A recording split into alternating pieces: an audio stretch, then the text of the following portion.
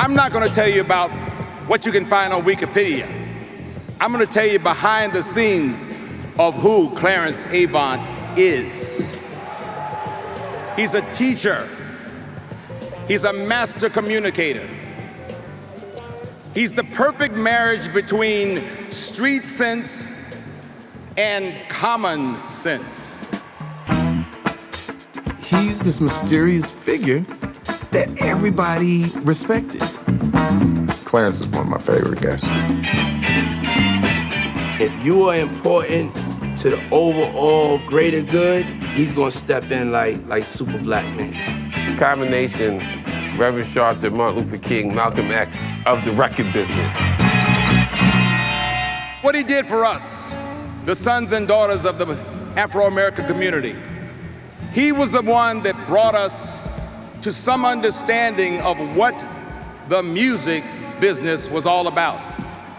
There's two parts to this industry: the music business and the business of music. One, you sweat your ass off.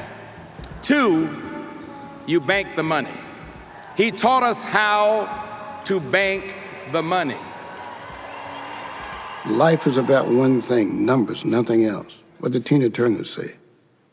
What's love got to do with it? That's a fucking thing, man.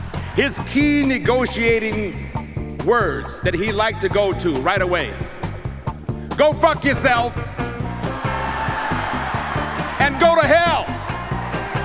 And that meant he liked you. People can call me anything. People have called me a son of a bitch, so what? That's part of life. I have a lot of respect for Clarence. The person that's responsible for your transition, that's the key to you changing your life. He provided the big leap for me from being a professional aircraft mechanic over into this world. Clarence managing Jimmy and Terry helped make the Janet album. He said, now, I got a problem with what you're asking for. We're like, oh, no, Mr. Avant, we've asked for too much. No, we can do it for less. He said, no, you didn't ask for enough. You can't do a record on that. That told you everything you needed to know about him right in that first meeting.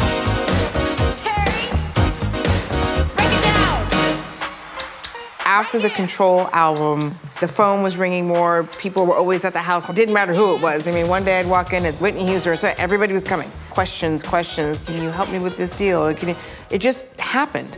Now, I couldn't figure out for the life of me, why do so many people like him? And I figured it out. He told the truth. And by the way, in the music industry, that is a rare commodity. I helped a lot of people, but my job, so far as I'm concerned, is to move us forward. Clarence and others, they are really the bridge from a time where there was almost no opportunity to a time where doors began to open, and they led the way in politics, in business, in the arts, in saying, no, make room for us. He was an advocate for all of the creative people, you know, the writers, the producers, the arrangers. There will never be another Clarence Avant. However, his goal is to plant seeds so that there can be individuals just like him. He's like, baby, you gotta get your generation to be active. I'm tired. I told him the other day, I said, if you left this planet tomorrow, you fulfilled your purpose. Didn't matter if he was promoting a tour, running a record company, running a radio station. He knew his purpose. Black people are going to move forward. It won't be long till I'm gonna need somebody to lean on. Sometimes I say to myself, how in the fuck did I get involved with all this shit?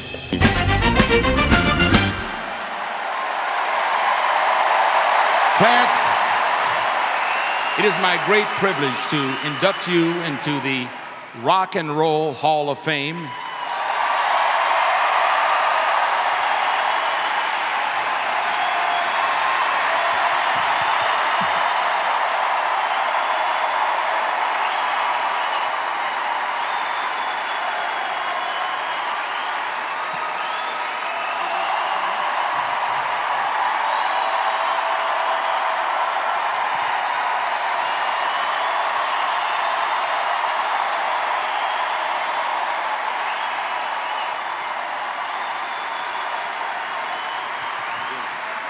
Thank you, Lionel. Good evening, ladies and gentlemen.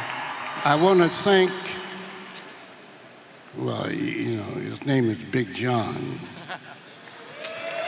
And he called me and he said this, my organization is going to be in Ohio and you're going to get an award.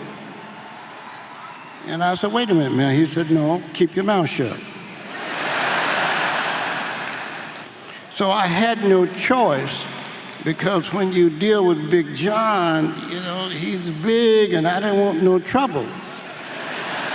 You know, I'm not a young man anymore. When you get this age in life, you gotta be very careful when you talk to these, they're not hoods, but they're business people. Thank you, ladies and gentlemen. Thank you, everybody, for being here.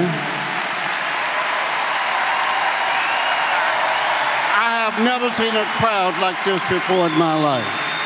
Big John, thank you for threatening me. Good night.